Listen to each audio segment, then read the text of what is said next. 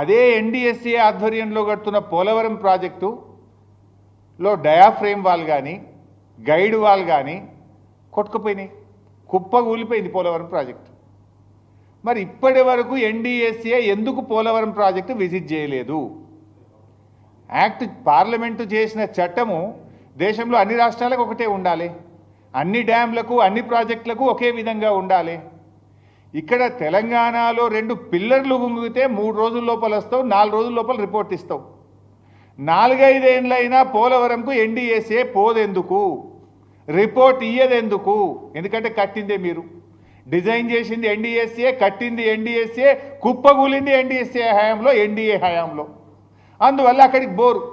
ఇక ఉత్తమ్ కుమార్ రెడ్డి గారు ఎన్డీఎస్ఏ ఏదో ప్రపంచ ప్రఖ్యాతి కలిగిన సంస్థ, ఇక దీనంత గొప్పది లేదు, దీంట్లో ఉన్నంత నిష్ణాతులైన ఇంజనీర్లు ఈ ప్రపంచంలో లేరు అని చెప్తాడు.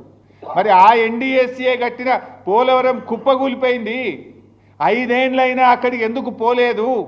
ఇది ఎందుకు నేను చెప్పాల్సి వస్తుందంటే ఎన్డీఎస్ఏ ఎన్డీఏ జేబు సంస్థగా మారింది. ఈ దేశంలో ఈడీ సిబిఐలను ఎట్లా వాడుతున్నారో ఎన్డీఎస్ఏను కూడా అదే పద్ధతిలో వాడుతున్నారనడానికి ఇది ఒక నిదర్శనము.